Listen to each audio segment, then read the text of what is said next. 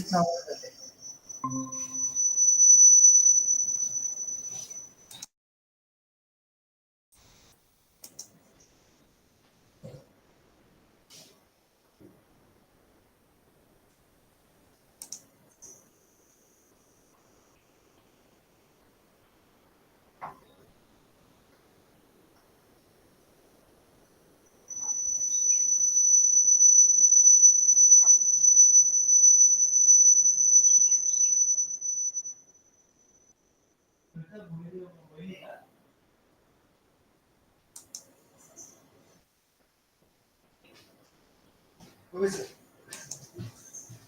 YouTube channel चालेल असं.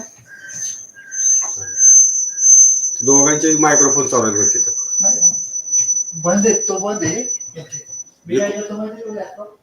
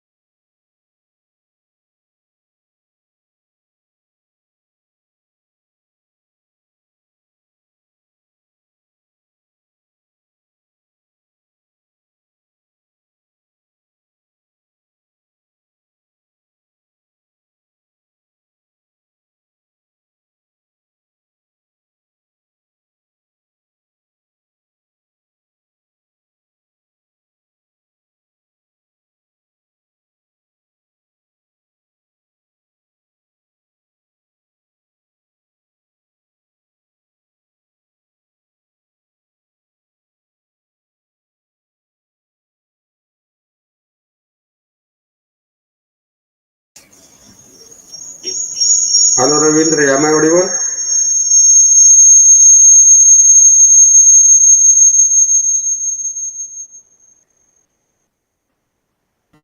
Am I audible?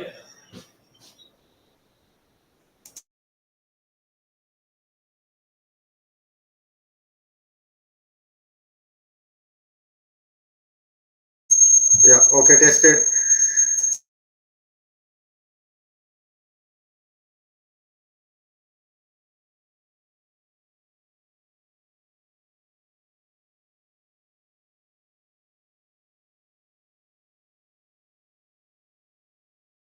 Hello, hello, hello.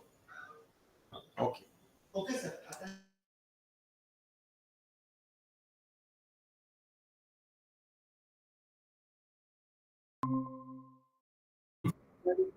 तुमचे मोबाईल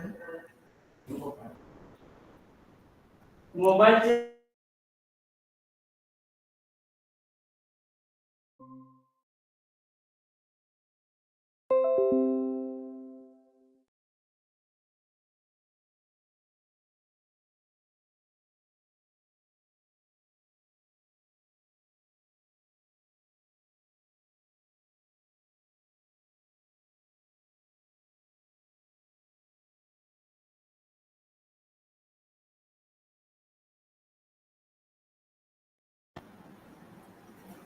ते circuit sir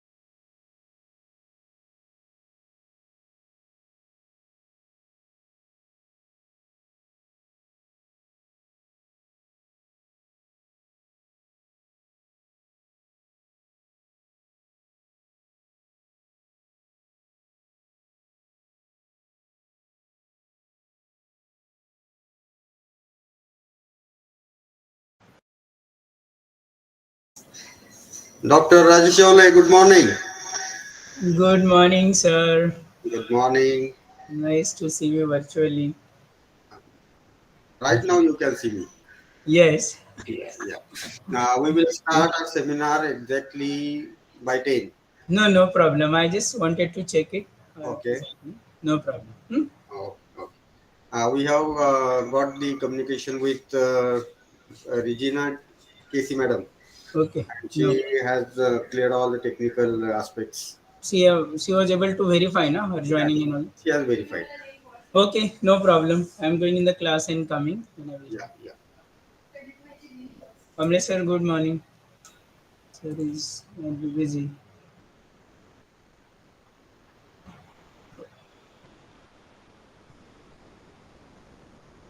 Dipali, you can do your works.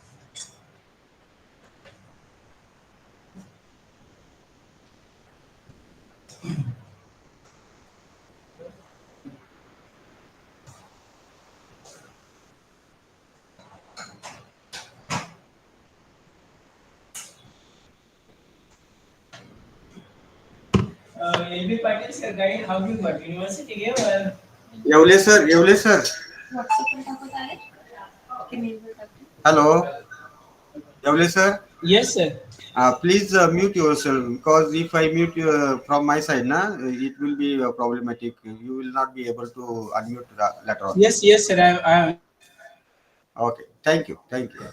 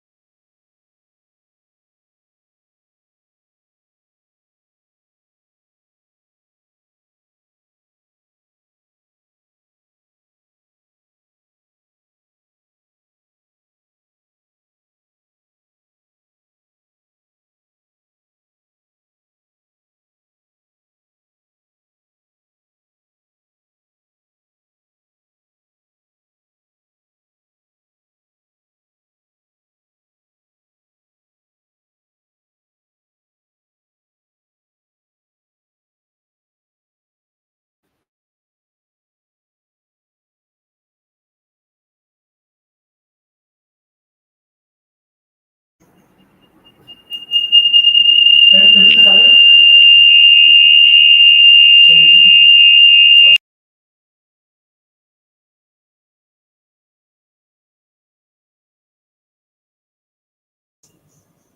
my mic.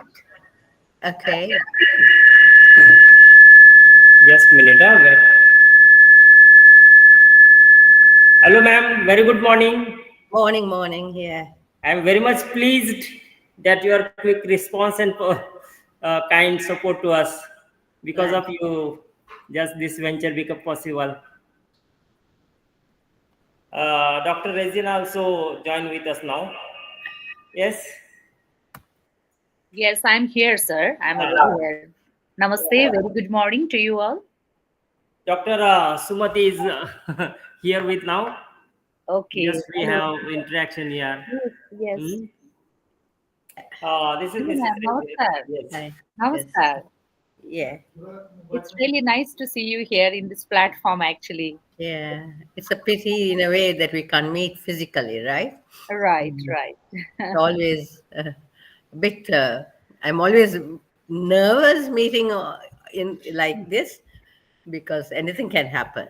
Yeah, Yes, yeah. yes. It's yeah. There is another aspects of digital meeting and digital platform, actually. Yeah. Yeah. But Which it's always okay. squares But us. it's also this has enabled, nah? I Yeah, mean, this also has enabled us to. yeah, yeah. This has made us able to join Yeah. together from all over the world, actually. Yeah. Yeah. Yeah. Yes. Now for joining here, we have no problem at all. You are Yes. using two Okay. device. Yeah, because of that you are echoing. Yes. You can mute one device so that it doesn't echo.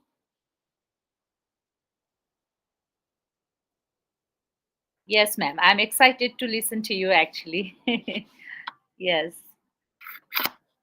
Yes. I'm very familiar with Google Meet. Now I just put on the mic and speak, right? I don't have to say not now, turn on, push to talk. None of those things I need to do, right? Mhm. Yes. I just, okay.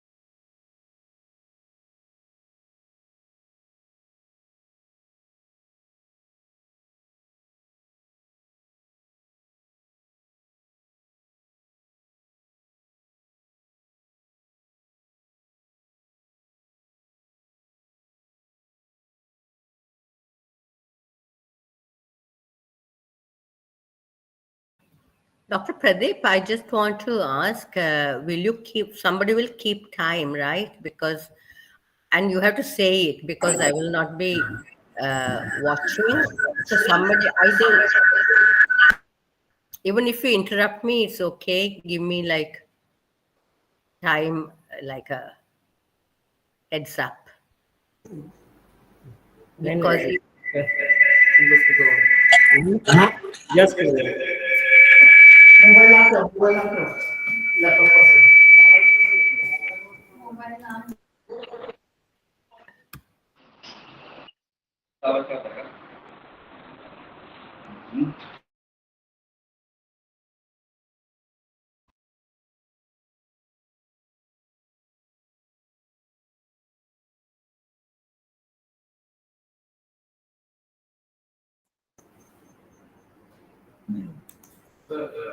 Hold on.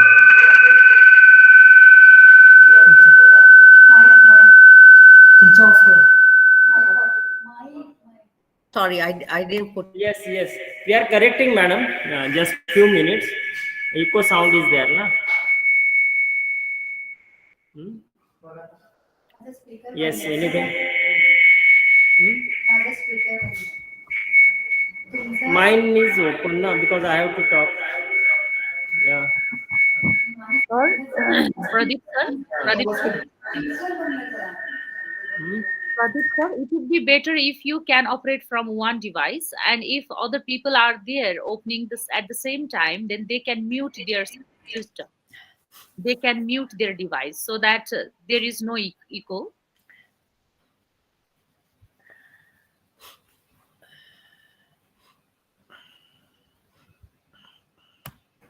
Speaker करू Speaker is on. Na? सगळ्यांचा speaker of करा Yes, please. हे बघा मला speaker on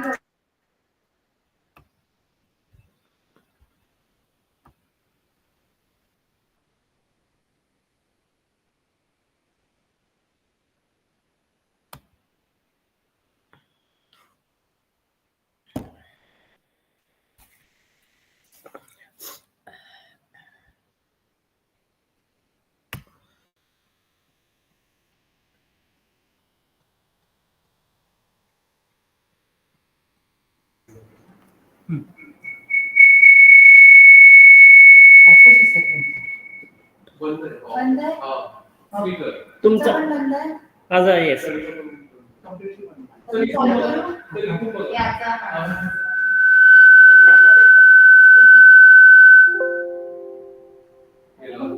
me हा पत्र पाच minute आता बघते एक minute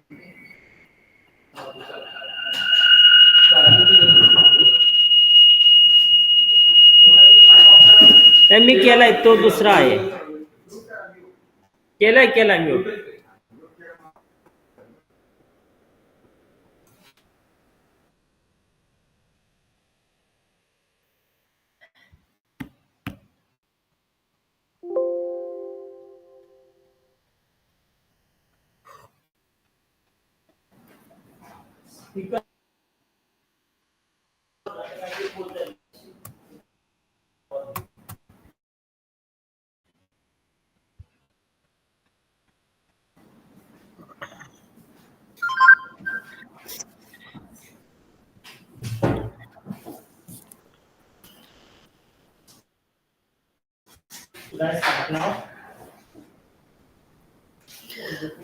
Yes, ma'am. Good morning. Good morning, Sumati, ma'am. We'll just take 2 minutes to start.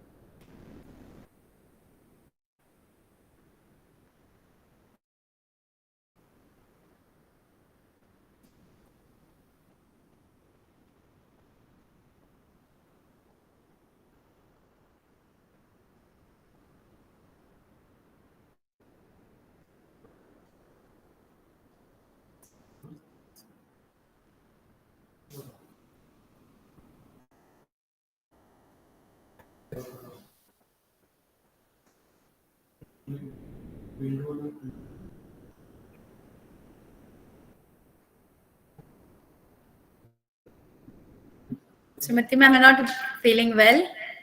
You're having a little bit of cold. Suddenly something, I mean, the weather is like it's very hot, then it's very cold. fluctuating. Acha, Suddenly, acha, I mean, I was okay until yesterday. acha, acha. It's okay.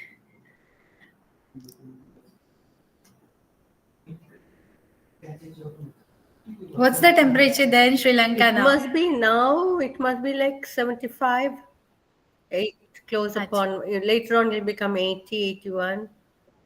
Yeah, and Okay. then nights are cold, a little bit, not much, but Not much, yeah. Same as there in India. right. Yeah. It can get colder, but this season it's like this. Yeah, it's very hot and then a bit cold. Bit, Yeah, yeah. Mornings yeah, are a mornings. bit. Yeah.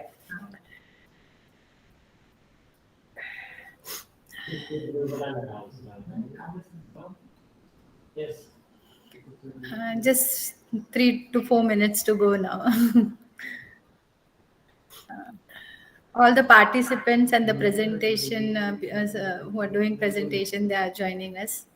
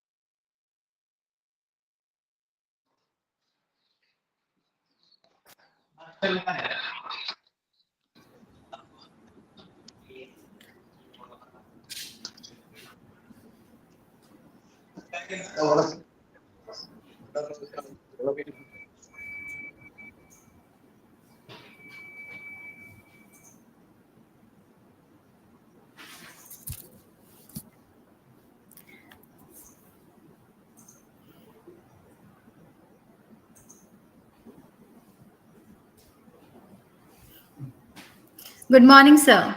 Our Good morning, principals. madam. Yeah, good morning. Both the resource persons are there. Sumati madam has joined, and Rajni madam has also joined, sir. They are there. My name is Regina. Reg- Regina. yeah, sorry. Regina. Yeah.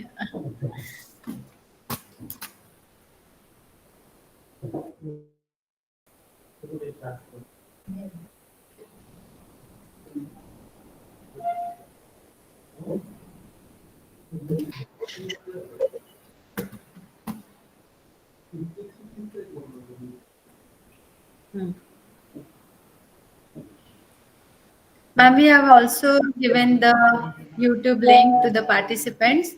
So the limit for this Google Meet is 100.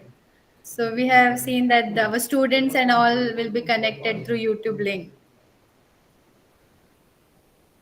Madam, am I audible? Yes, sir. Yes, sir. Okay.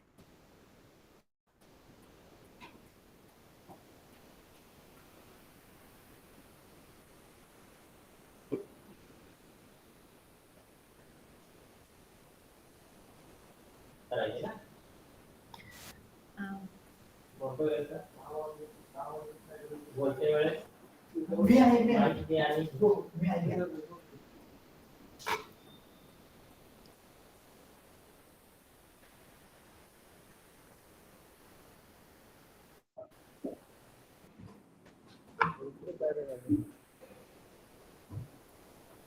so it's 10 o'clock. Shall we start? We are ready to go.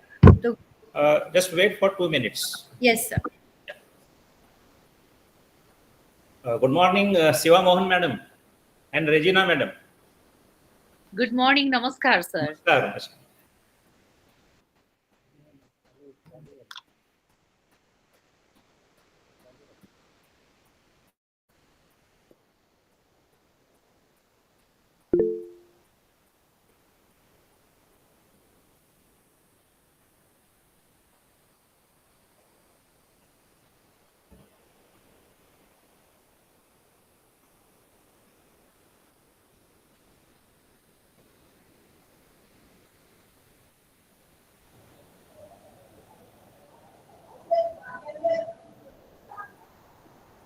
Good morning, sir. Good morning, Yoli sir. Good morning.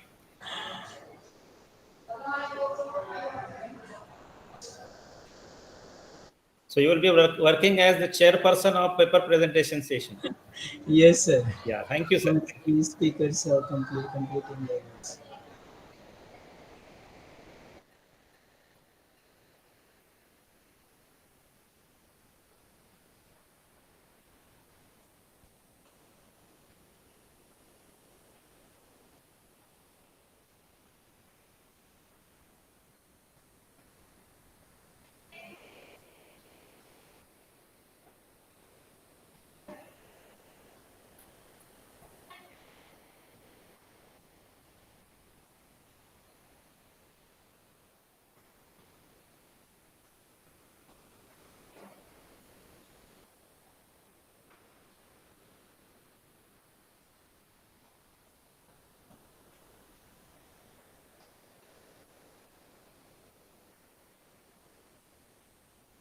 Madam, you may proceed now.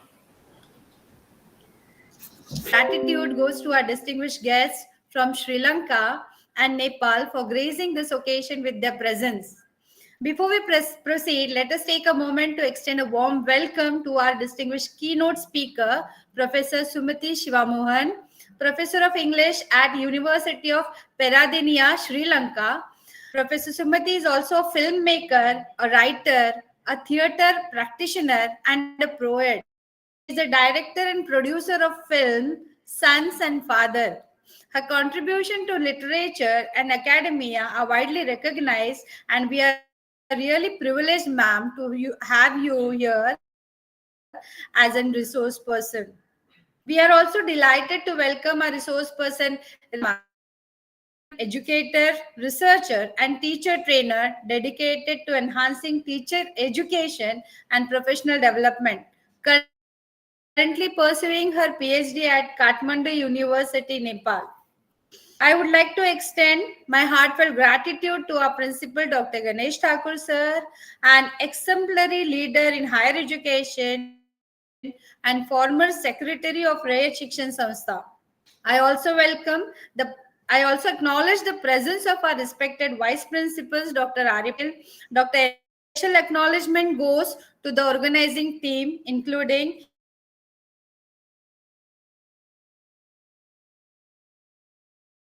Mr. Prasad Shendre, co-convener, Mr. Pradeep Kamble, Head of English Department, and Organizing Secretary. Thank you for your tireless efforts in bringing together such a remarkable platform for the academic discourse. I also welcome the heads of various departments of organizations, professors, colleagues, and all the different participants joining us today live. Your presence truly enriched this event, and we are delighted to welcome you and to have you with us. The theme of today's seminar, Women's Voices in Contemporary English Literature, is highly relevant to today's literature and socio-cultural world. Literature has always been a powerful tool of expression, and women writers have played a vital role in shaping narrative, challenging norms, and sharing perspective on gender identity and social change. In contemporary times, women's voices in literature remarkable contribution to the field of education. Under his visionary leadership, our institution has flourished, fostering excellence in academic research and holistic development. His dedication and commitment to education have earned him numerous prestigious honors, including the Best Principal Award from University of Mumbai and Prabodhankar Thakre Ideal Principal Award from RAYAT SHIKSHAN Samstha Satara. We are privileged to have his guidance and wisdom. I now invite him to share his inspiring words with us. Thank you, madam. Thank you, madam. At the outset, I pay my tribute to great social reformer and visionary educationist Mahatma Jyotiba Phule and Karmavir Bhaurao Patil for their selfless service to the masses. Dignitaries present on this keynote speaker, Honorable Professor Dr. Sumati Siva Mohan, Department of English, University of Peradeniya, Sri Lanka. Resource person, Honorable K.C. Regina Ma'am, Department of English Language, Institute of Engineering, Tribune University, Nepal. All the participants from various countries and various states of India, principals of various institutes, vice principals of our college, Dr. Rajaram Patil and Dr. Namdev Pawar, head of departments of various institutes, organizing secretary and head department of English, Mr. Pradeep Kamble, convener of this seminar and coordinator of internal quality assurance cell, my colleague, Mr. Sopan Gove, co-convener of this seminar, Mr. Prasad Shendre, chairpersons of the paper presentation sessions, research scholars, faculty members, and dear students. It is my extreme pleasure to welcome you all for this online international seminar organized by Department of English in collaboration with IQAC on the topic Women's Voices in Contemporary English Literature, done by our parent institution, RAYAT, which is one of the largest educational institutions in Asia. Education through self-help is the motto of our parent institution, and it strives to uplift the educational standard of deprived and downtrodden section of the society.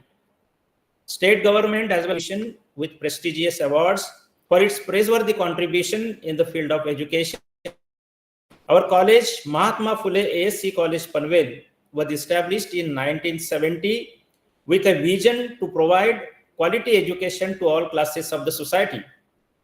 I feel very proud to mention some of our achievements in the recent past. A+ grade in the NIRF ranking as per our perspective plan in the days to come. Today's online international seminar is organized by Department of English to highlight the importance of women's voices in contemporary English literature. The evolution of women's writing in English literature begins in the early modern period, a time when women's literary voices were emerging despite of significant societal constraints. The 17th century saw pioneers such as Afra Bain, one of the first professional female writers in English literature.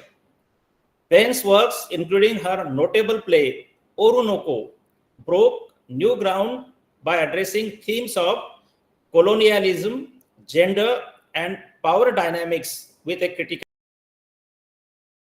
eye. Her literary contributions were instrumental in establishing a precedent for women's writing that engaged with complex societal issues.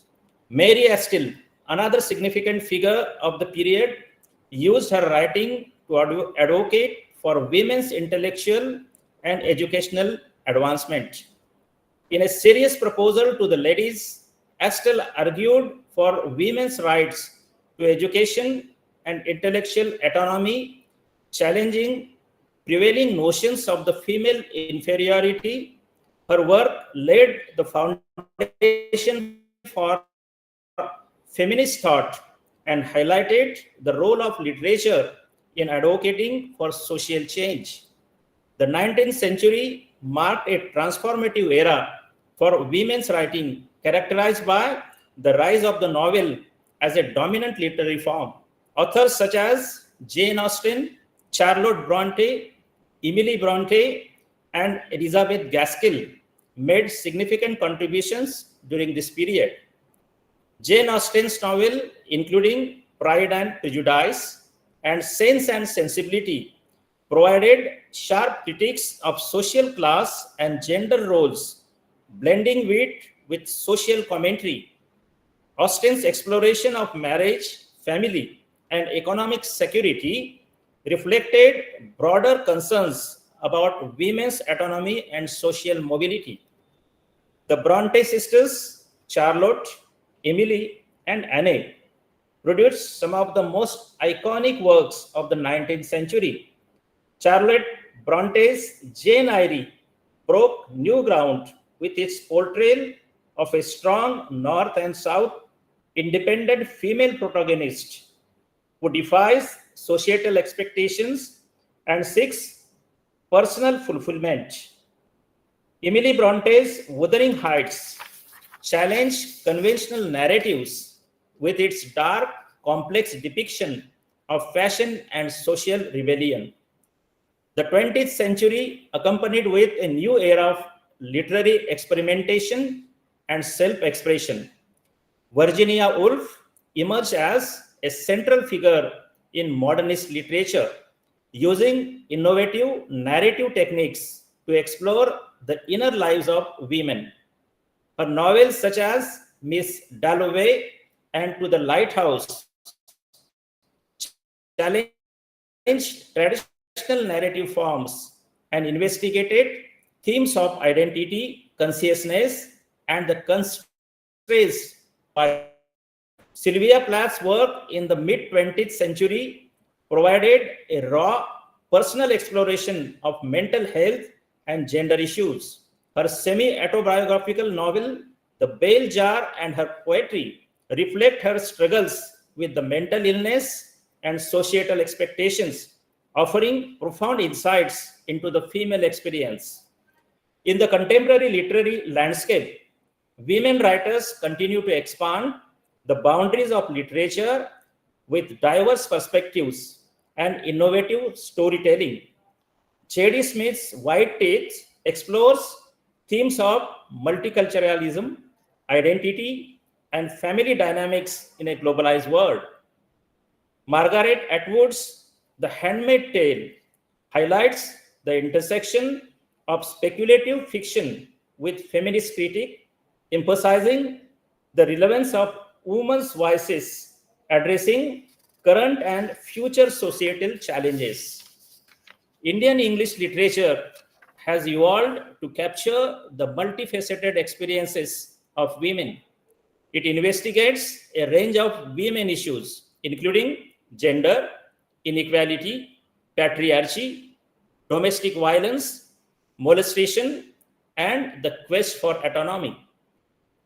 Indian English literature also explores intersectional identities, incorporating aspects of class, caste, religion, and sexuality into the portrayal of a fairer sex. Early Indian English literature often depicted women in traditional roles such as dutiful wives, obedient daughters, and nurturing mothers. Authors such as Raja Rao and Mulkaraj Anand explored these roles in their literary creations, reflecting the societal norms and expectations of their time. Writers like Arundhati Roy, Anita Desai, and Shashi Deshpande introduced strong female characters grappling with identity, agency, and societal constraints. With the rise of feminist movements globally and in India, literature began to reflect more critical and nuanced portrayals of women. Authors like Uma Narayan and Mahashweta Devi shed light on the experiences of marginalized women and their struggles for social justice and recognition. The evolution of women's writing in English literature is a evidence to the resilience and creativity of female authors who have navigated and transformed the literary landscape. From early feminist pioneers to contemporary voices addressing global issues, women's literature has continually expanded and enriched literary traditions. This evolution reflects broader societal changes and the growing recognition of women's diverse experiences and contributions. Understanding this evolution not only highlights the achievements of women writers, but also underlines the importance of their continued presence and influence in literature.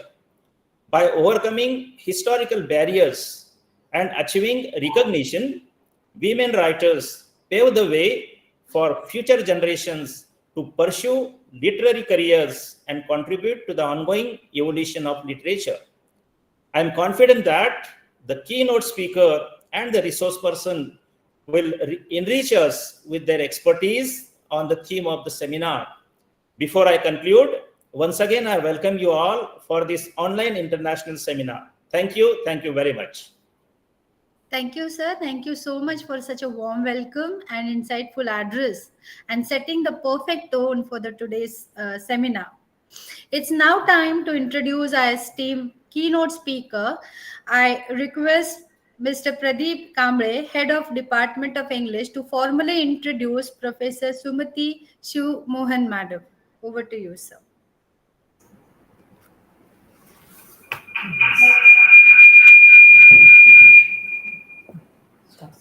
Yes. Very good morning to all. First of all, I would like to pay tribute to our deities, Dr. Karmveer Bhaurao Patil, Mahatma Phule, who have devoted their lives for the deprived classes of the society.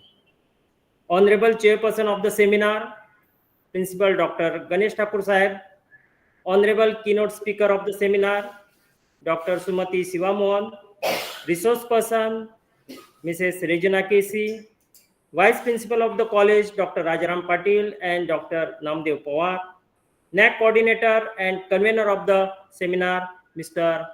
Sopan Gove, all the scholars, researchers, participants from various universities of the country and from abroad too. It is both a privilege and honor to welcome you all for today's seminar on women's voices in contemporary English literature.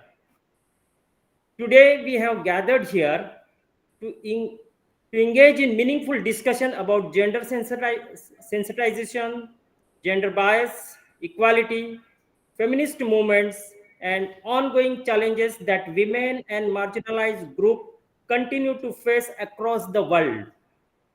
Feminism, at its core, is the belief, is the pursuit of equality between sexes, advocating for women's rights and opportunities, while also challenging societal norms that perpetuate inequality. It is a movement. It is not just a women's movement, but about breaking down the barriers of injustice that affect the people of all gender.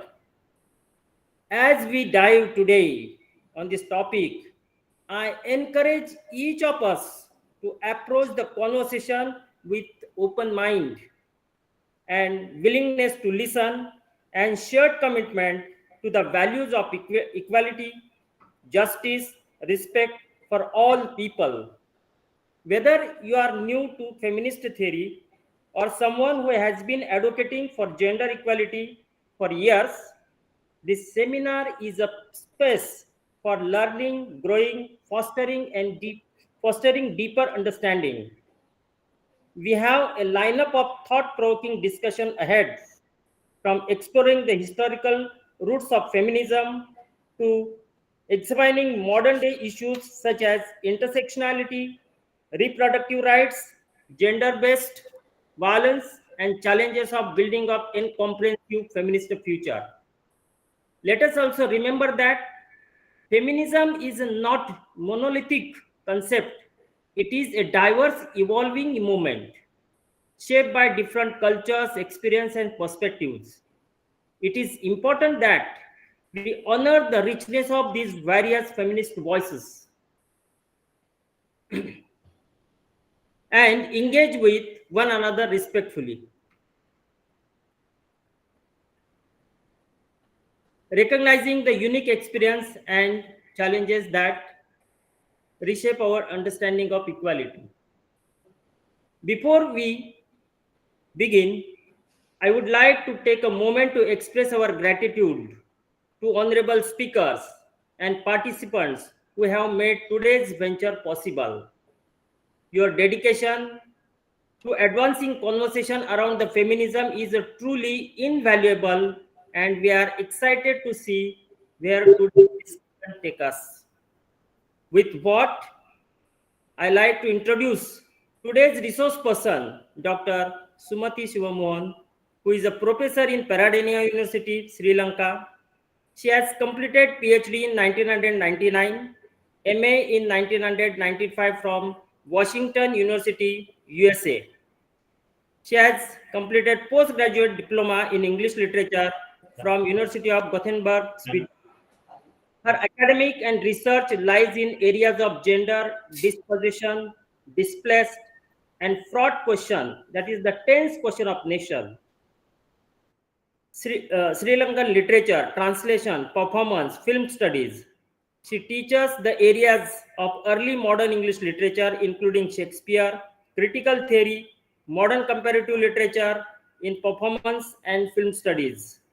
She is an award-winning filmmaker, performer, playwright, poet, academic, and creative work. Her creative work emphasizes the idiom of conversation and colloquiality. She has performed widely, namely Delhi, New York, London, Melbourne, Zurich, and nationally in many parts of the country. In 2011, she has awarded Premchand Fellowship by Sahitya Academy of India. She is a militant activist of the causes of free education in Sri Lanka. Today, we are really fortunate to listen to her. Now, I request Dr. Sumati Shivamohan to express your thoughts and enlighten the delegates. Please, ma'am. Continue. Thank you. Can you hear me? Yes, ma'am, you're audible. Okay. Can you hear me speak? Yes, yes, Can ma'am. you hear the woman?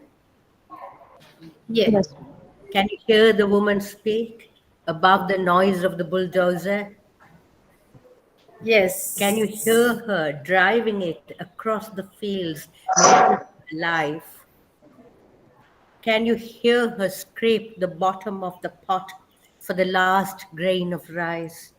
Can you hear the guns poised against the silence of the night? Can you hear the woman cry, hold, hold the thought rolled up in a ball like a perfect globe in the space of your heart? Can you hear her explode in a laughter of love into tiny smithereens of atom, the suicide bomber? My daughter, where are you? Can you hear me? My stories, women's stories.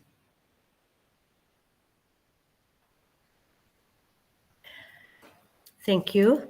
That's from a performance of mine called In the Shadow of the Gun, or in the silence of in the shadow of the silence in Tamil.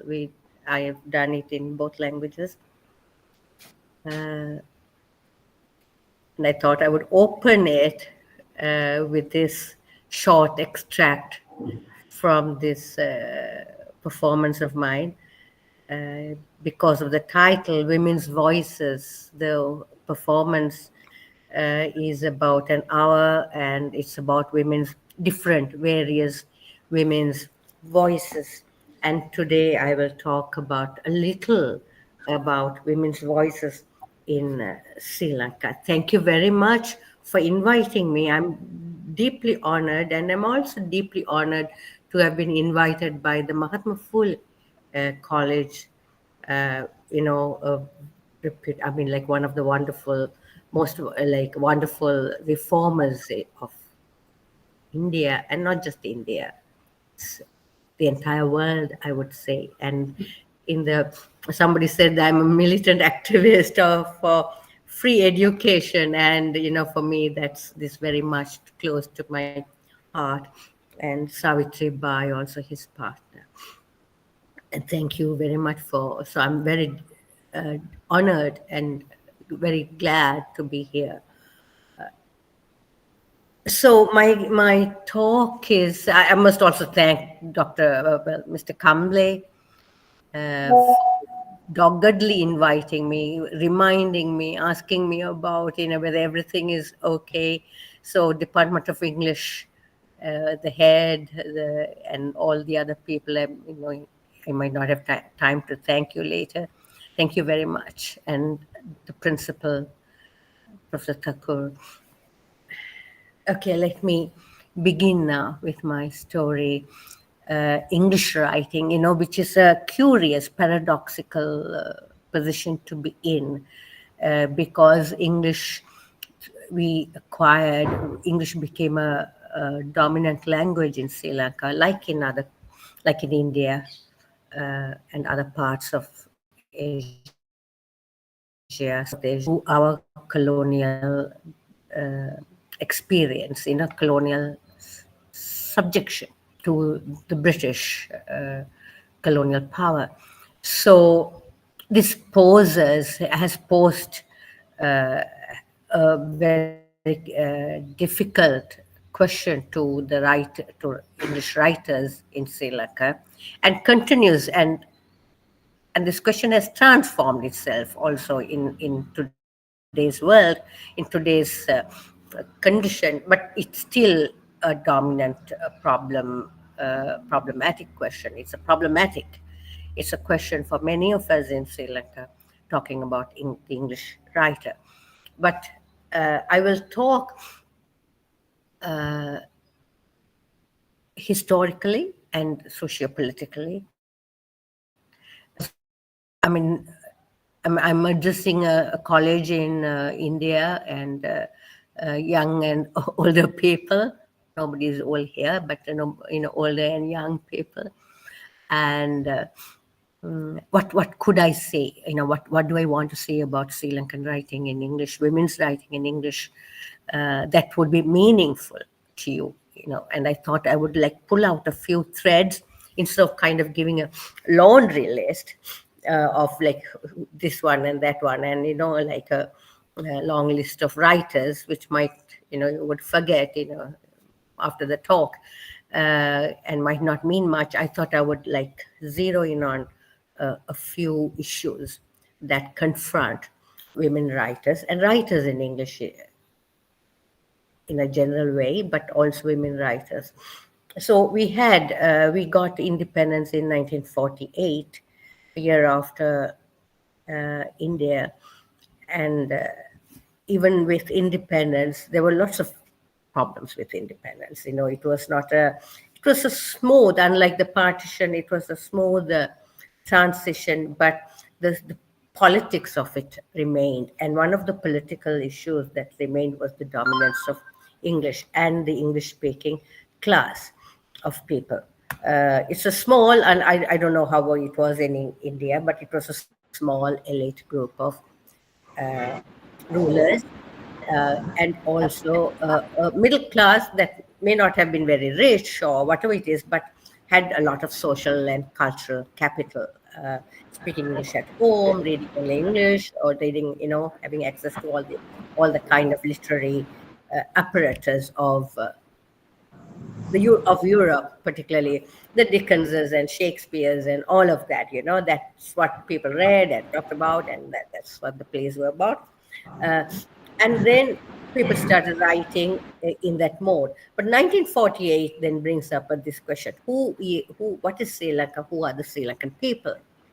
And then the shift happens in the 50s when when education in schools and a little later in the universities, state universities, were transferred to what we call the Swabhasha, that's Sinhala and Tamil. So schooling became Tamil, Sinhala dominantly. Sinhala is the dominant language. Sinhala becomes the dominant language, and Tamil, and both medium of instruction became Sinhala and Tamil in all the schools. And they were mostly state schools, but even the private schools, very prestigious private schools, had to change to Sinhala and Tamil. And then we have university education in 1960. Can you hear me? Yeah, this time I'm really asking because there's a helicopter. Yes, madam. Yes, ma'am. Yes, ma'am. Right.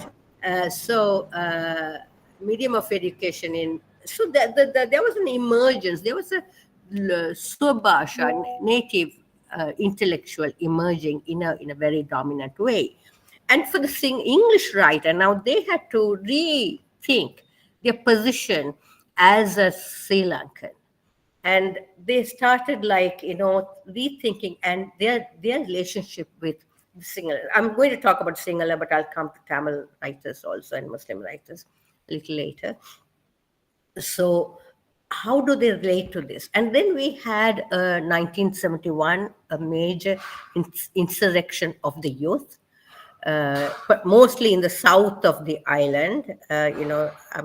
The south of the island is dominated by the majority community, Sinhala people, and there was a major and not a revolution, but a militant, armed struggle, a war almost, right, against, and the government was going to be toppled. But then, of course, they brought the army in and they crushed the rebellion. But it left a mark on the psychology of the people. So English writers who were occupying a privileged position had to rethink, because these were their students who were fighting, and then they were like seeing this upheaval happening, and then they started thinking differently about themselves. But they still were a privileged community, right? At that time. Now it's a bit different. So in the meantime, there were writers in Sinhala who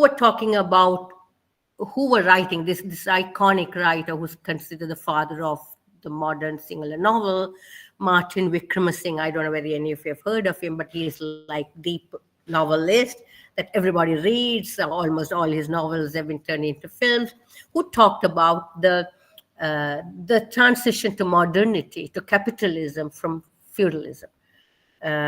And the collapse of the disintegration of the aristocracy. So that was a big idiom in the 50s and the 60s of the collapse, the disintegration of the aristocracy and the emergence of the modern self, which kind of, and attached to capitalism. So in that process, the women writers also emerged. So I'm going to talk about just briefly mention two women writers. I don't think you have heard of them, but doubtful. Punyakanti Vijayanayaka. I can give you these names later if you want. They were writers and Chitra Fernando. They were writers in English. Punyakanti was very popular because she was one of the pioneering writers in English at that time. And she also then started writing about the collapse or the disintegration of the aristocracy. But unlike Martin Wickramasinghe, who was like talking sweepingly, very, very interesting novels, some of the best novels in Sri Lanka written by him. But it was like the social transformation of marriage and education, and how the aristocracy loses its grip, or the older kind of landlord loses its grip on the economy and social control. Punyakanti Vijayanayaka's novels, particularly, I'm going to talk only of one novel here, Giriya. looked at the microcosm of the family, the disintegration of the aristocracy coming, through sexuality and gender. So Giriya, the novel I'm going to talk about, is about this Walawa people who have this like big home. I mean, everything is centered in this home, which is this Walawa, the aristocratic home. And the son, the matriarch, then gets the son to marry a university-educated woman. She's in university, then with this rebellion and all, university education disintegrate. I mean, it stops. So this a much poorer, maybe upper caste, but much poorer or much kind of less privileged person marries. She gets her to marry, and she feels like in the Chekhovian plays, I mean, this outsider she feels a little uncomfortable. She's not quite the material and she has to find a way about navigate.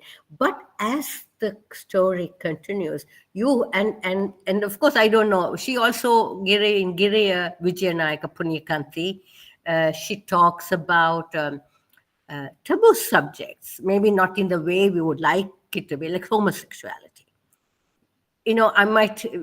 Some of us today will have a problem with the way she treats homosexuality, but still she's one of the first to openly talk about homosexuality. And the main guy Lal in that, he's not a hero, he's seen as gay, not very explicitly, but it becomes obvious, and so they cannot have a child. And the sister in the daughter of the house, she has a child, and there's this competition between this family, Lal and this university, that family and this family. And you see how Kamini, this university woman who comes from a lower class, is navigating her way through all these issues, up to a position of power. As the matriarch kind of dwindles, she gets old. And Lal is also like losing. He can never become this man in the way society wants you to be a man. So this social transformation in Vijayanayaka's story, Giriya, becomes very focused on the interior, the domestic space. And the principal, Dr. Thakur mentioned the modern novel. And, if you read Nancy Armstrong, and the modern novel, 19th century novel, she talks about how Nancy Armstrong talks about the Victorian novel and says how important domesticity becomes in these novels to shape Victorian sense of class and imperiality, coloniality, imperiality, and women become this motive force for grounding social issues and society, and even to some extent class and whiteness, even in some places. So in Jane Eyre, for example. So you see that has an impact. And Punyakanti Vijayanayaka, yesterday I was like trying to kind of figure out how she's different from Martin Wickramasinghe while I was preparing. And I this is what is kind of, struck me most. And then there's Chitra Fernando, again, English educated. She's a teacher as well, English teacher, coming from one of the prestigious Buddhist schools that was set up by this, Theosophists and all. So there was all this education of women being pushed in the 20th century. Christian schools and then Buddhist schools.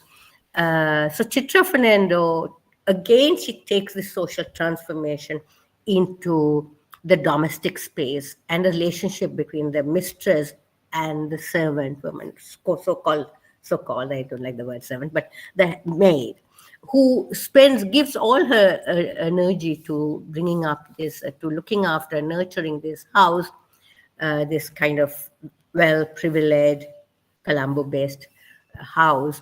And then slowly, as the mistress ages, she slowly takes over. And also she becomes this woman, the maid, who, as she gets older, she takes control of the mistress. And she also becomes very Buddhist. She's doing all these Buddhist rituals, and the house becomes this Buddhist thing.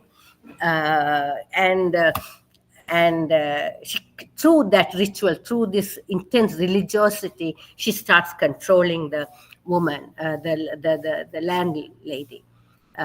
So, it's also response. It's Fernando's story, which is called Action and Reaction, which is also taken from a Buddhist understanding of karma, action and reaction. So it's kind of steeped in a Buddhist kind of ethos. She looks at the Buddhization, which I don't know how you look at Buddhism, but in Sri Lanka, it's like, we attach it to majoritarian hegemony. The maid, who's now older, she could not get married because she was not allowed, almost not allowed, kind of, to marry. Now she's having a revenge, her reaction, but she is also a response to the ethos of a single educated Buddhist majority, kind of pushing back on what they perceive to be the advantages that the English educated people had. So this is I don't know how it is in India, or in your areas, but this response, English is seen as this something that has to be kind of challenged and taken over, within this majoritarianism. So these are the two people I would say that kind of represent, that I have taken to represent that period. Then we have Jean. Sure. Now Jean Arsenheim is a little different.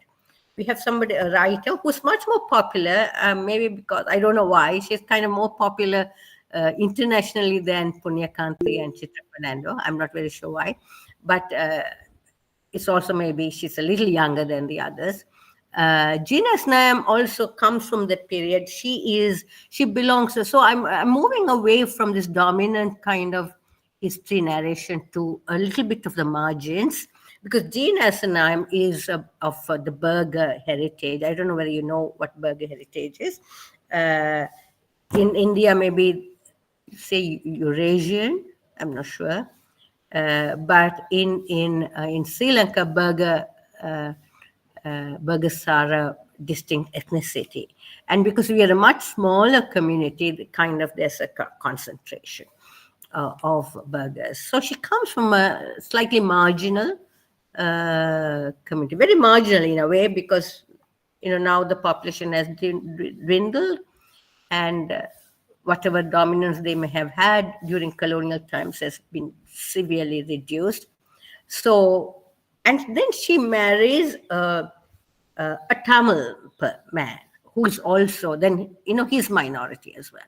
So Jean Arsenheim then moves in the 70s and 80s, and she died only a few years ago, like a couple of years ago. So she moves into what we now today call identity literature, because she says in one of her poems, now we can talk about it. It's only now that identity has become important. In this collection of her poems, Red and Water Flows Clear, she starts talking about it allow, identity. And this is enabled by the Tamil, I don't know how much you know about Sri Lanka, but there was a long-standing, almost 30-year-old war, Tamil militancy for a separate state in Sri Lanka. It was long, very protracted, very ruthless, but tortuous. It shaped everything in Sri Lanka, over-determined everything else, class, gender, everything. This became what everybody talked about, this war that was right at our doorstep. Tamils and Muslims suffered the most, but singular people also, it was right at the doorstep of every household. So then this question of identity becomes important, because Tamil militants were fighting for a separate state.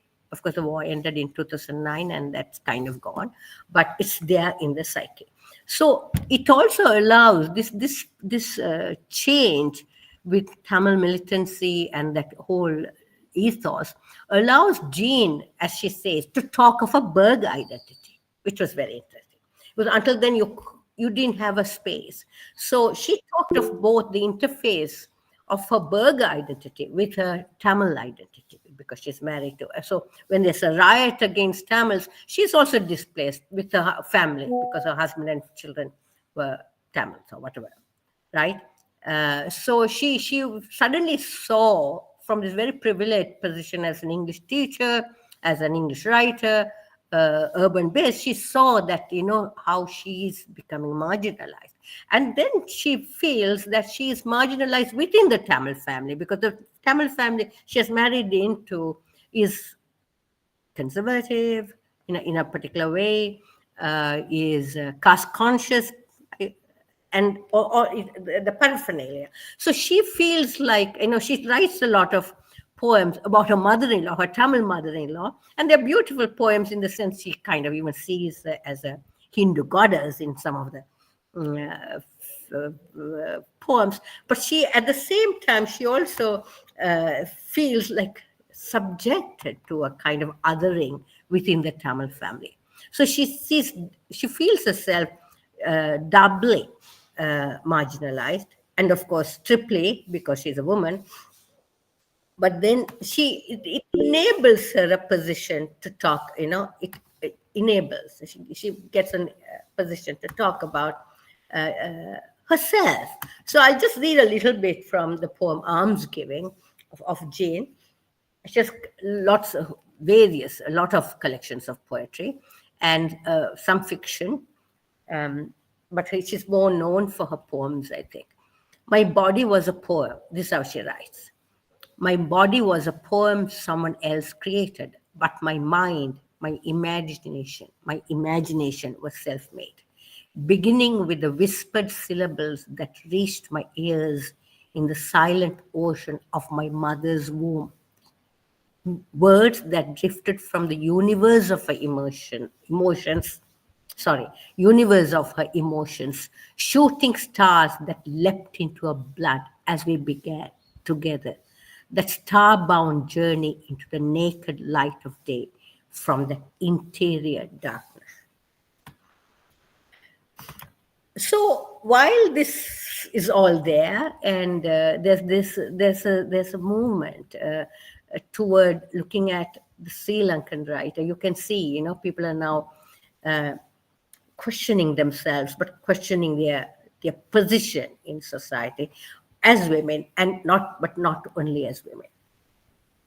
A lot of Jean's poetry talks about a Dutch ancestry, because she claims Dutch ancestry. The Berg identity is generally divided between the Portuguese, one half is Portuguese or Dutch. Then, of course, they mixed with local people.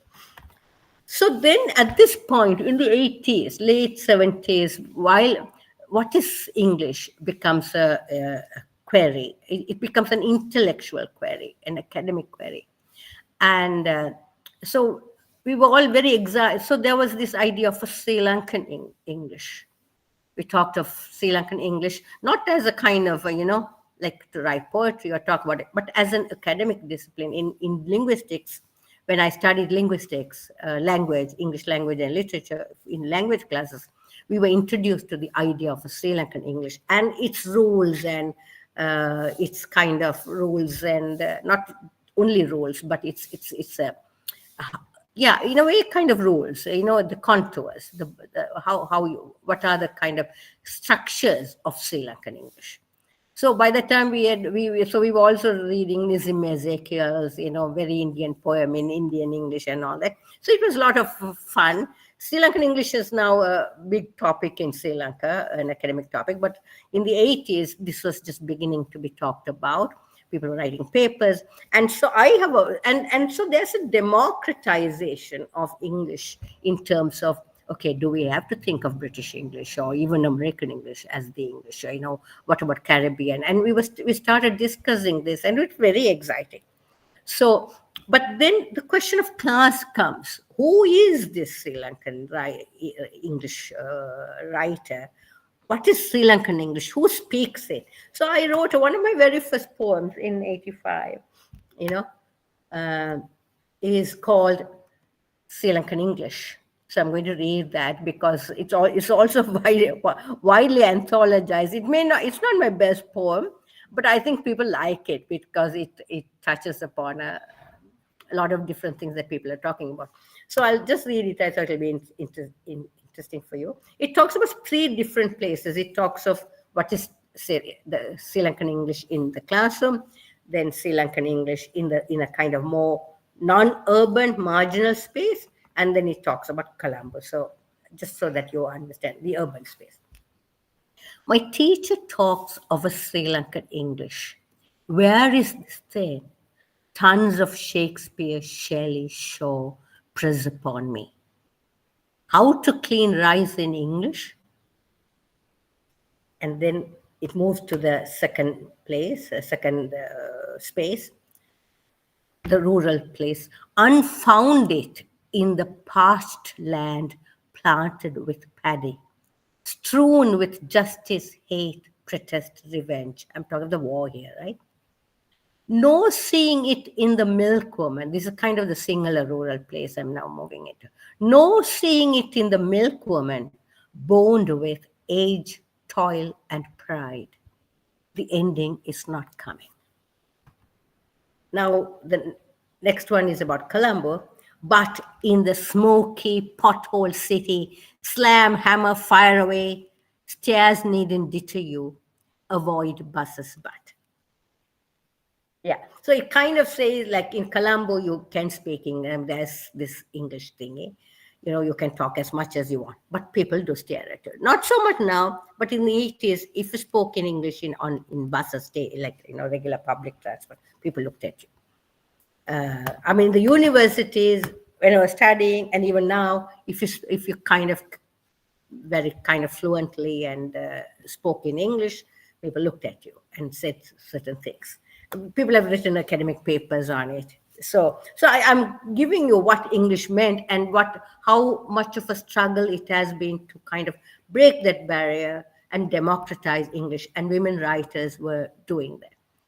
So with the war, I don't know, how am I for time? Could somebody tell me how? Yes, ma'am, you can continue. Yeah, okay.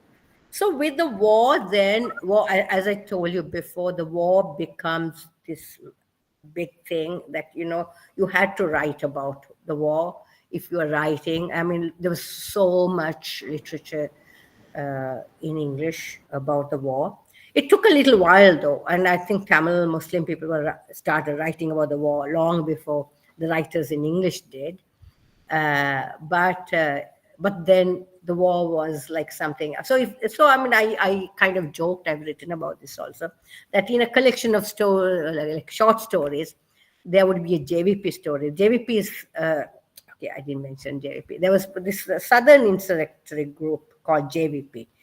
There was a period of violence. There was a first insurrection in 71 and second insurrection, anti-state upheaval in 88, 89. So people, these English writers, who are now being challenged about their own political positions, their own social position, they would write, this I have written in a paper, they would write a JVP story about this mass upheaval from the singular, like peasant and lower middle class youth, of which they were not a part. And they will have an LTT story. LTT is the Tamil militant group, Liberation Tigers of Tamil Ulam. So they will have a JVP story, and then LTT story, and a housewife story. Things like that. So there was I see this as a repertoire. So there were also the suicide bomber stories also. It's not there now. The genre is gone. But everybody, every woman, mostly women, again, this domesticity, the need to write. Chandani Lokage has this man within, Madhubhashini, Dissanayaka, Ratnayaka, Madhubhashini, to make it easier for you all. So Chandani writes this man within, this suicide bomber, who's forced to take this bomb the singular man who is forced to take this bomb and set it off because he's given a lot of money and his child doesn't have money to go to school or something like that. Very, very sentimental stories in my view, but this part of a genre. And the vegetable seller whose son is in the LTT, but he's a poor man who's trying to do something in Colombo selling vegetables, Tamil man, and he also dies in the bombing. Then Amina Hussein, an ordinary death, has a suicide story. So in the kind of 90s, 2000, the suicide story, the JVP story, the LTT story, all became a part of a genre because people did not know, I feel, how to grapple with this idea of the suicide. And the suicide of a woman also became a dominant thing. I mean, the suicide bomber as a woman, which kind of fascinated people and kind of why is a woman killing herself? And so when I did a performance of women's stories, and somebody asked me, well, why don't you have a suicide story? And I said, why should I? About a suicide bomber. And I said, why should I have? Because these are stories of women in war. And I felt, okay, should I have had a suicide bomber story? I have desisted. I have not done a suicide bomber story. But that's a different trajectory. I won't go into it now. But I have minority writers. So Jane Assenham was a minority writer. We have Amina Hussein, who has a suicide story, but she has a story called The Muslim. She has written novels later, but her first or second, Zilich, she also claims a Muslim identity more forcibly. Majority of Muslims mostly write in Tamil, so there's a lot of writing in Tamil. So we are talking of the English writers are far fewer. So Amina Hussein has a story called The Muslim Story, which it's called The Muslim Story. And it's one of her best, I think, because she claims that identity in a ethos where you don't, this English-speaking ethos, where you don't talk like I'm single, I'm Tamil, I'm English, I'm Muslim. But with this growing tension, ethnic tensions in the country, where Muslims also become targeted for being, as a minority, Amina Hussein starts writing about Muslimness, which she didn't before. So that was also very interesting. And she has subsequently gone on to write novels. But here I want to talk about the slain activist, Tamil activist. She was actually fighting, she was a doctor, but also a human rights activist, who was eventually killed by the LTT. But here I'm going to talk about one of her poems, which is written in the middle of the war, as the war was happening. She was kind of writing about the war in the form of a letter. And this has a very different timbre, a very different kind of rhythm and passion and urgency from the other writings on war, the suicide stories and all of that. It's very different. And I'll just read it's a long one, but I'll just read a little bit from it. Dear friends, the writer is called Rajani Thiranagama. She's not, she was killed. Dear friends, I have lost count of the days. I don't know the day or the date. I know it's more than a month. You want events, numbers, case histories. She's a doctor, right? Okay. You want events, numbers, case histories? Not now. My mind is strangled. I know it's strange, but that is what I feel. That is what we live. Pain, agony, and fear. Always fear. I ask you, could you write straight when people die in lots? When you find them dead like flies, not one, two. Left by the roadside, in Kopai, in town, in Kokkaville, Rasavidi, Urumbrai, in here, over there. Left on hospital corridors to the elements for the birds and dogs to scavenge. When doctors are removing shrapnel, people shit outside. When you certify death and bury your neighbors in their own gardens, when people, thousands and thousands, always more than 10,000, are herded into covils, churches, and schools for almost a month, a hellhole with a teeming mass, when the beautiful sandy precincts of the temple become nothing but one whole shit dump. If night after night you lay under the table with the children immobile, listening to the sound of boots marching up and down, not even a candle you light, for a shadow could kill us all. Am I up for time? Yes, ma'am, you can conclude in 5 minutes. Yeah, I will do that. Fear, fear, yeah, okay. Ramesh, Fear, I'll just read it and conclude. Fear, now we know of rape. I like to get together with other women, but I know of nobody. All of us are scattered.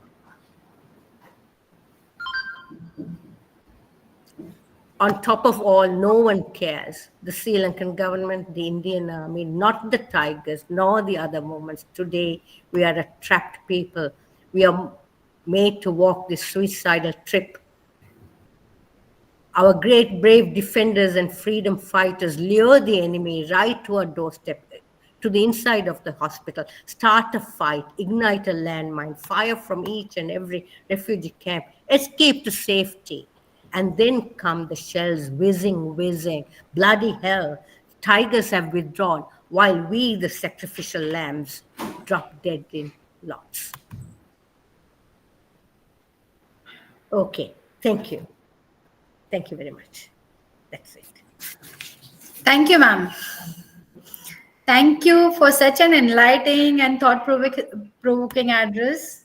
Madam has talked about few popular Sri Lankan writers. She spoke about a novel, Giraya, which was written by Punyakanti Vijayanayaka, which speaks about homosexuality, which is not a taboo anymore. She has also talked about Chitra Fernando, who is a women activist, writer, focusing on traditional women and rebel women. The Sri Lankan poet Jean Aryasanayagam.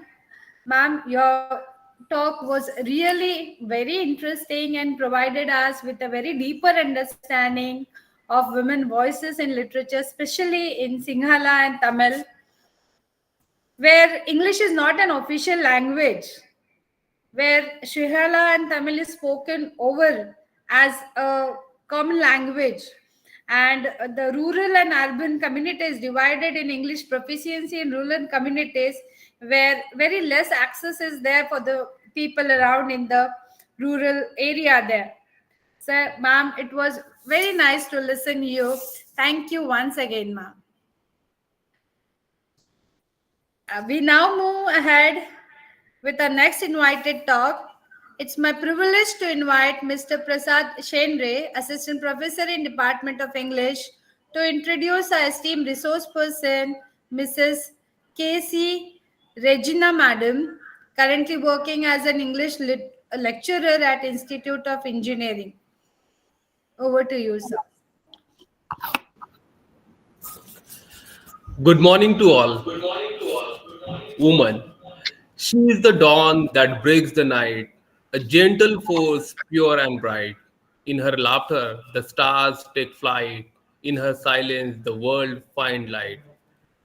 I am Prasad Shendre from Department of English, Mahatma Phule, AFC College, Panvel, Navi Mumbai, Maharashtra. It gives me an immense pleasure to introduce you to one more renowned speaker, respected Mrs. Regina from Kathmandu University, Nepal. She is a dynamic force in the world of education, a passionate educator, researcher, and teacher trainer dedicated to advancing teachers' education and their professional development. Visiting lecturer at Kathmandu University and is currently working as an English lecturer. at Tribhuvan University Institute of Engineering under the English department, and also pursuing her PhD from Kathmandu University School of Education. With more than 20 years of experience, Mrs. Regina's expertise bridges the gap between technical and non-technical English literature, making her a versatile figure in the academic world. She has shaped countless educators through her insightful workshop, thought-provoking webinars, and research presentations on both national and international stages. She has conducted monthly webinars under the Continuous Professional Education Center at Kathmandu University School of Education, addressing various aspects of teacher professional growth. Through her multifaceted work, Mrs. Regina continues to be a beacon of inspiration, shaping future of education with her profound vision and dedication. Thank you, ma'am. Please, ma'am. Thank you very much. First of all, I would like to share my slides over here. Please allow me.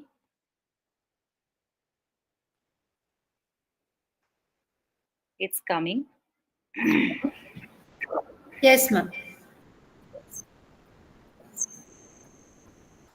Just a minute.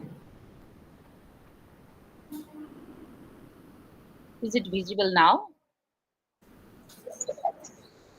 Is it visible? Is my slides visible? Yes, we will just make it slideshow. Yeah, sure. Okay, Yes. am I audible too? Yes, ma'am, you're audible. Thank you very much. And thank you, namaste, and a very good morning, still a morning. And thank you for your kind introduction and giving me warm welcome in this seminar. I'm glad and feel honored to be here today, sharing this space all the way from Kathmandu, Nepal, with distinguished professors, organizers, and dear inquisitive learners. Anything wrong, ma'am? Anything?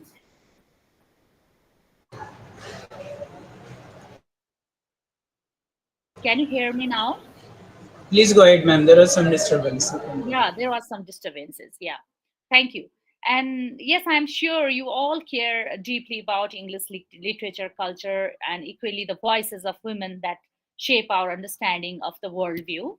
And beautifully, our principal, Dr. Ganesh Thakur, delivered the talk on the significance of ancient women writers and their contribution towards the change of society through their literary creations. And also the Siva Mohan ma'am delivered an insightful and instrumental talk on women's literature and their creation, how they can bring the change and advocate the voice of marginalized people in the society. Today, I'll be discussing on the topic voices of women in contemporary English literature between India and Nepal, basically. When we speak about women in South Asia, whether in Nepal, India, or the broader region, there is often a tendency to focus on the well-documented, well-known struggles they face, such like gender disparities, systematic inequalities, and sociocultural barriers. So these are, of course, crucial, very crucial issues that should be studied and that should be well known, and because they demand continuous attention and action also.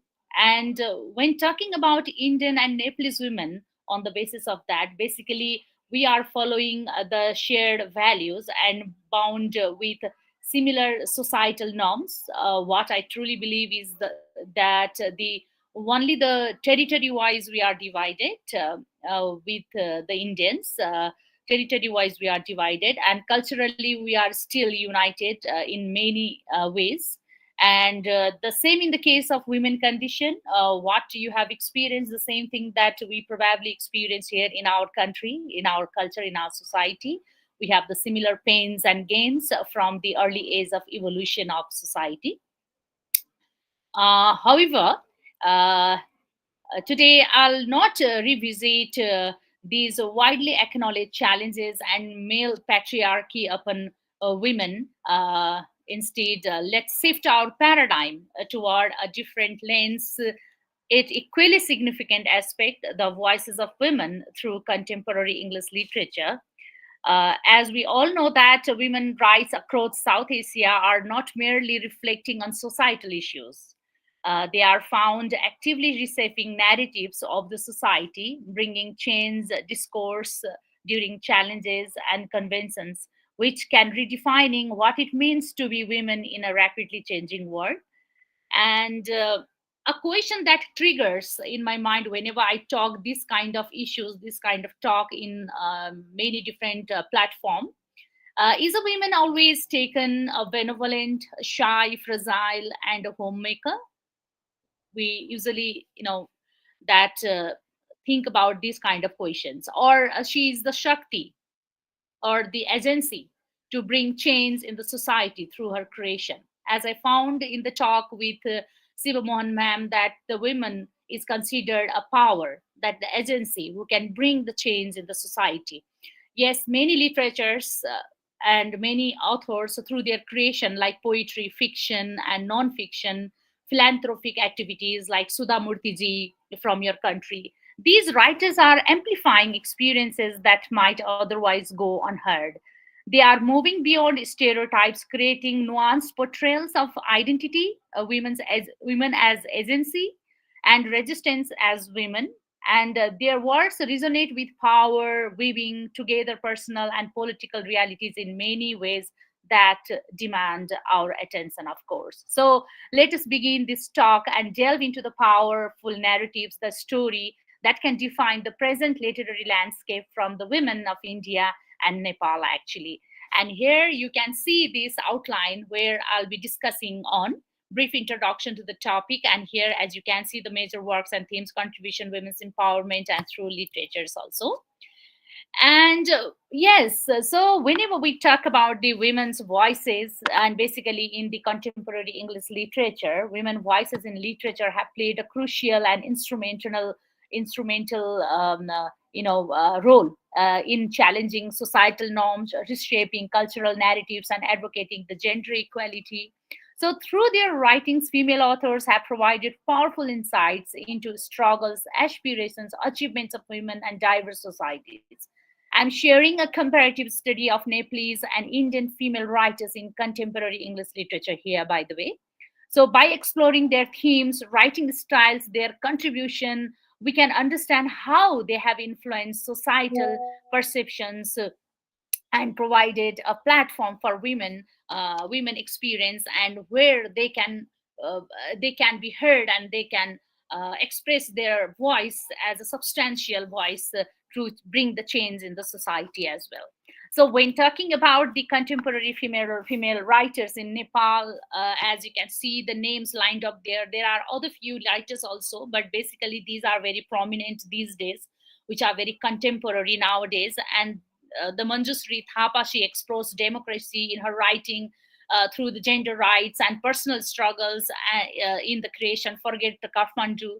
These are the things that you find from the Manjusri Thapa, and she is one of the prominent English writer, English author of Nepal, actually.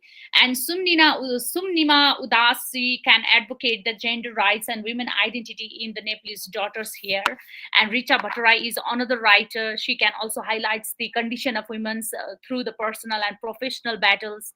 And also the Parijat, who is one of the profound and very prominent in the literature among all. Actually, she has given the challenges to the patriarchal society, and had set up that kind of societal norms through which women can sow their substantial voice, bring their substantial voice to bring the changes through the creations, and that can be the ideal and exemplary role model, or the exemplary evidence to make ourselves more powerful as an agency to bring the change in the society here.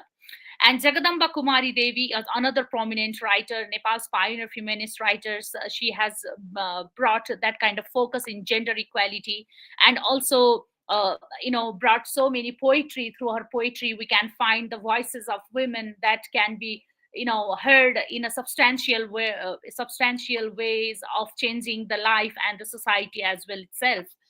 And contemporary female writers, when searching in India's, actually, I have read so many things about the Arundhati Roy, as you can find in many talk. Actually, she is one of the prominent, as we all know that, where I have found she also describes the caste discriminations, gender discriminations, political oppressions with her creations, like other Nepalese writers here. And Jhumpa Lihiri, that she explores the migration and cultural identity. So many things that I have found here. And Kiran Desai's, I have also read the inheritance of loss in my MPhil study, actually, and it is beautifully portrayed the effects of post-colonialism, and that how the minority people, they are treated in that way, how the women are treated in that way.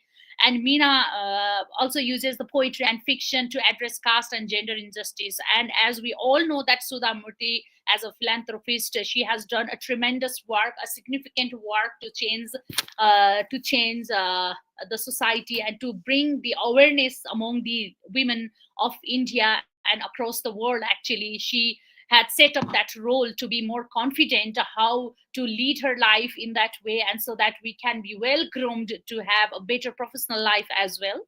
And how she managed the personal life and the professional life, she is one of the exemplary role model.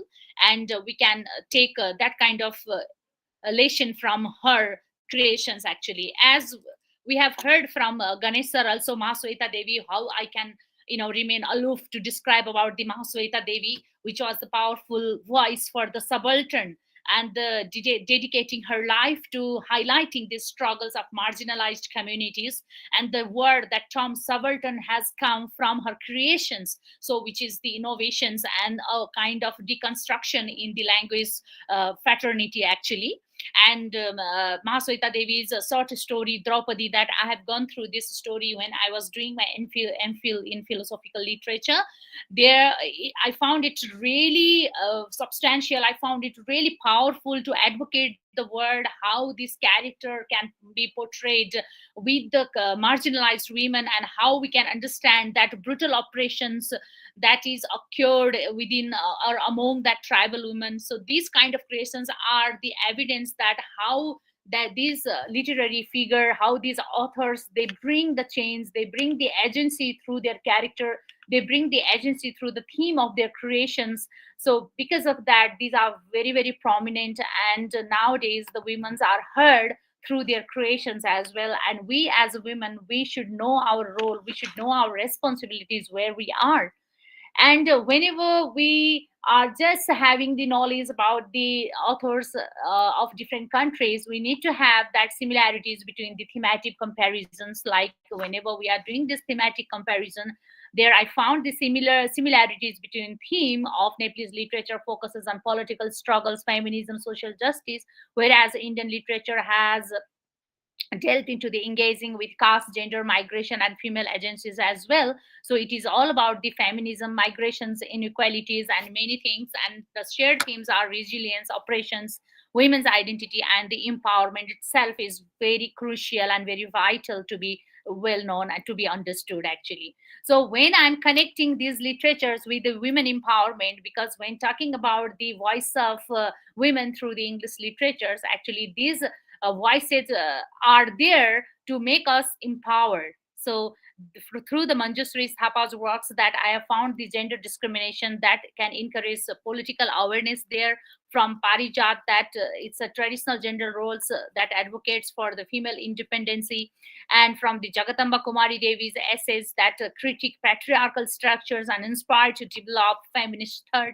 So many things that can come here. And Sudha Murthy herself is one of the motivational speaker, as we can get so many lessons from her videos, from her motivation speech, from her creations. So she can advocate for societal change through her motivation and philanthropic activities itself. And also Arundhati Roy, she always challenges the society, the oppressions, or she encourages that female activism in many ways to be empowered professionally and personally. So these are the things that are the shared values that I have found in literature. So it is very pertinent to share in this platform, actually, whenever we are advocating the voice of women in the literature. So these literature are very vital, these are very prominent, these are very crucial to be understood, and these kind of literature on these kind of literatures can have the impact on women's professional development as well, because it can encourage critical thinking, and that can develop the leadership in professional fields as well. So it provides the role models for the women, those characters whatever we find that the authors have portrayed in the literatures, these are the models for all the women like us who are aspiring for our better career, who are in the higher education and who are in the high post, who are struggling in their career. So for these kind of people, for these kind of women, these are the instrumental inspirations, motivations, and these will really help us to have the independent life with the integrity. Okay.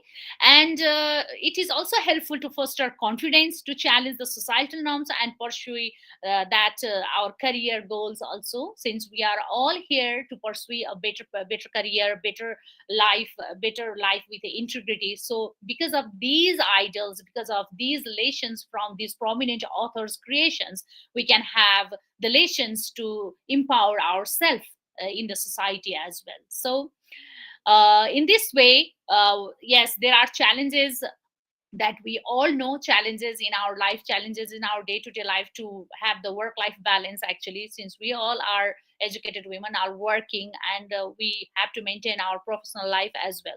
So within this challenge, how we can have the professional growth?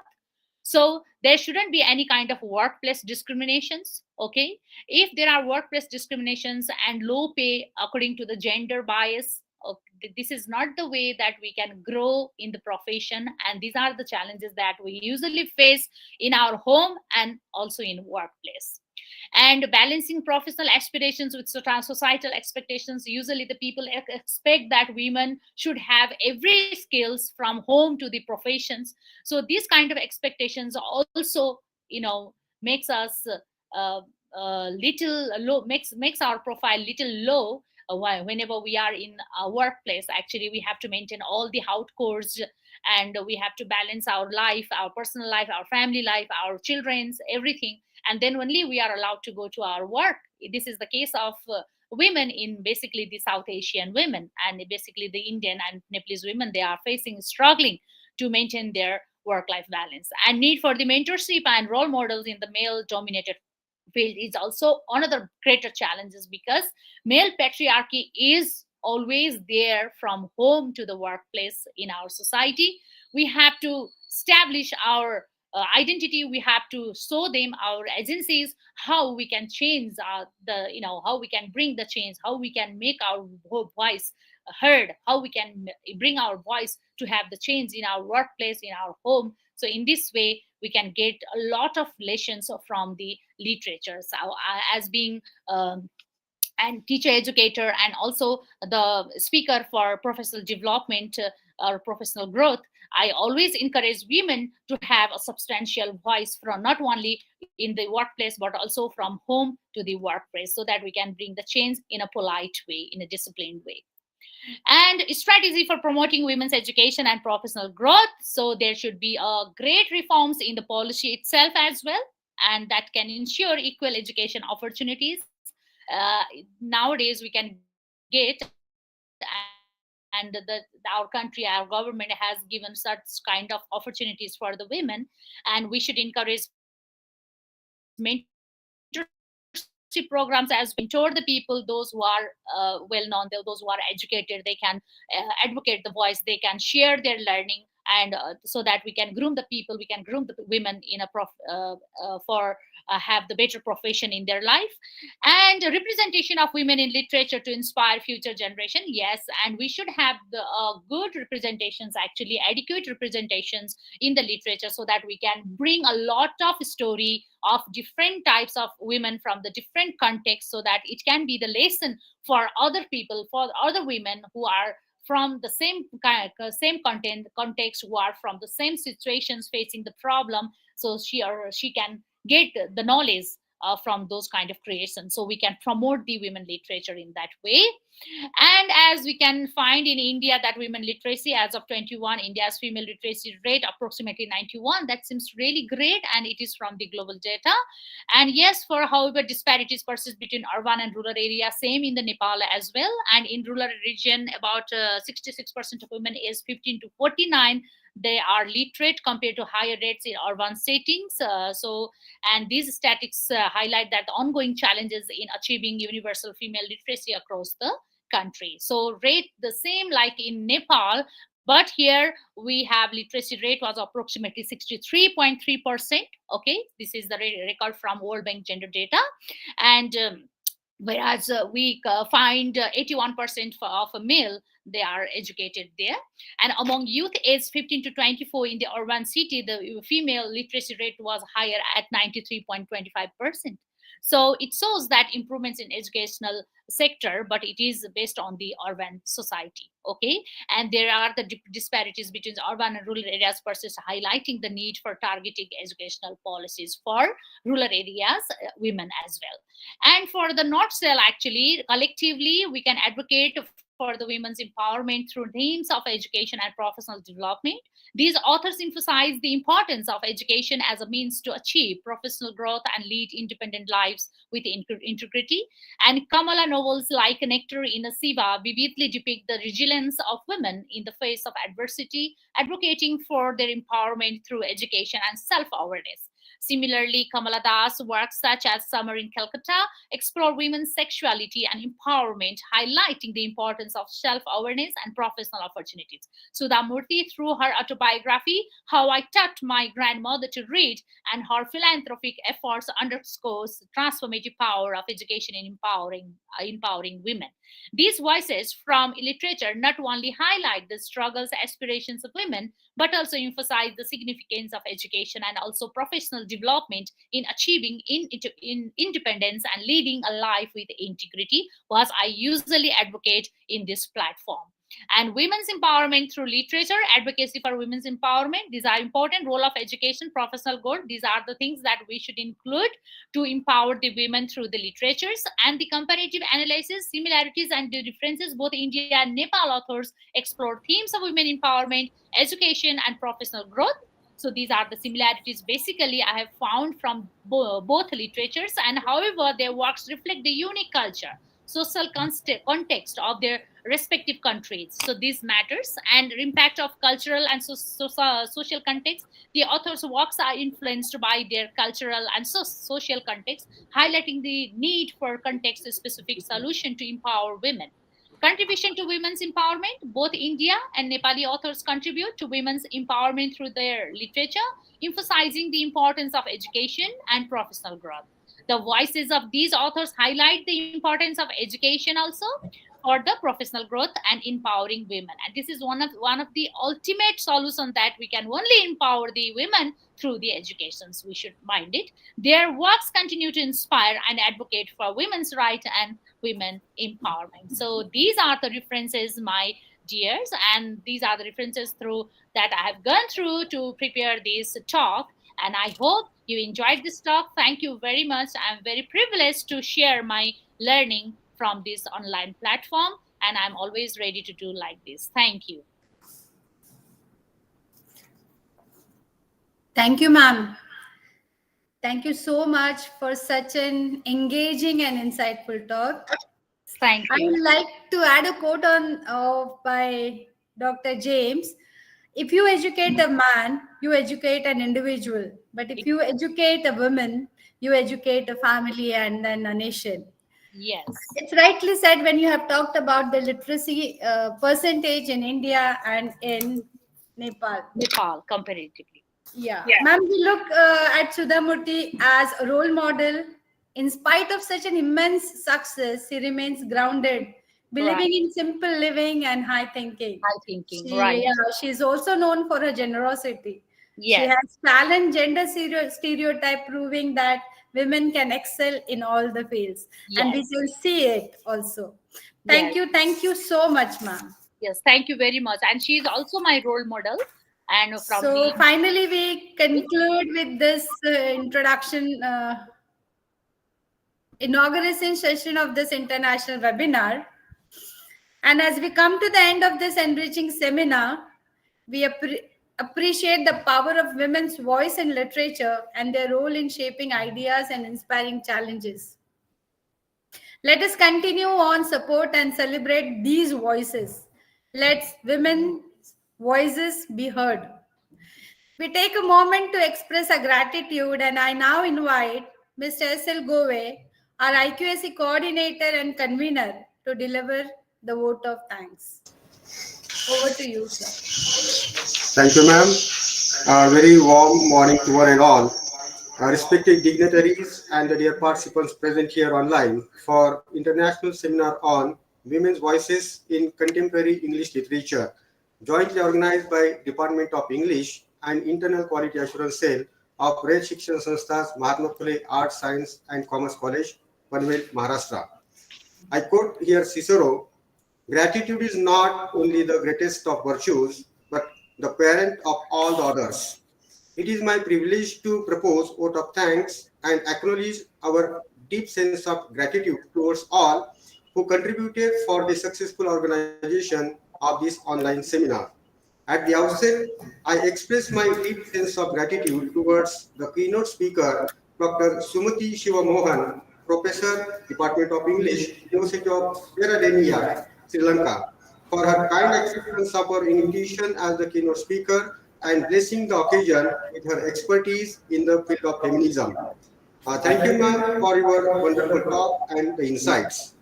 I also express my sincere thanks to the resource person of today's seminar, Mrs. Regina Casey, ma'am, lecturer in English, Department of English Language, Institute of Engineering, Tribhuvan University, Nepal, for accepting our invitation as the resource person and enlightening the August gathering with her expertise in contemporary English literature, where she rightly compared English literature and the literary output in her country, Nepal. Thank you, ma'am, for such a wonderful guidance and your valuable time and scholarly talk. Leadership is the capacity to translate vision into reality. I must mention here our visionary, dynamic, and proactive leader, Honorable Principal Dr. Ganesh Thakur Sahib. I express my sincere thanks to him for his constant motivation, support, and guidance in chalking out all the formalities of this seminar. Thank you, Sahib. It is your support and faith in our abilities that encourage us to cater such academic activities and transform them into success. I also like to extend my gratitude to Dr. Rajesh Yevle, Head Department of English, C.K. Thakur College, New Panvel, for helping us to avail such renowned resource persons for this seminar. I am very much thankful to our Vice Principals, Dr. R.A. Patil, Dr. N.B. Pawar, Mr. Pradeep Kamble, Head Department of English, Mr. Prasad Shendre, Dr. Leena Meshram, Mr. Ravindra Morbekar, colleagues and technical team for their relentless efforts to make the seminar a happening reality. Finally, I must appreciate and mention the involvement of participants for their overwhelming response to this international seminar on women's voices in contemporary English literature. We have received around 3,000 registrations and more than 30 research papers for the seminars. I like to thank all the participants for making this time to be with us today and helping us to make this event as a grand success. With this short note, once again, I express my sincere gratitude towards all. Over to you, madam. Thank you, sir. Thank you so much for your kind words and for acknowledging everyone who contributed to this seminar. A big thank you to our speakers again. There's a small announcement I would like to make here. We'll have a 10 minutes break. And after that, we will immediately begin with the paper presentation session. So all the researchers who have given their name for the presentation will be connecting us on the same link which is provided, and the details of the presentation will be shared on the WhatsApp group which is formed. Dr. Rajesh Yole sir, who will be the chairperson of this presentation session.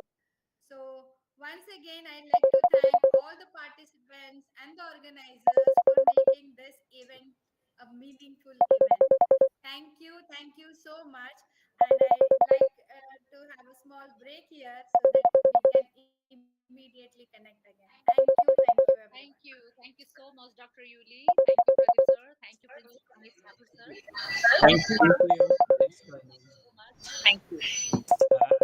Madam, let me inform you, as Sudha Murthy is your role model. Yes. Yes. When I was secretary of our parent institution, Okay. at that time we honored her with the prestigious national award in the name of our Lakshmibai Bhaurao Patil. Wow. Yeah, it was great honor for me at that time. Yes, he is really a deserving person, actually. Yeah. Yes. Thank you. Thank you so much Thank you. for Thank this you. information. Thank you. See you.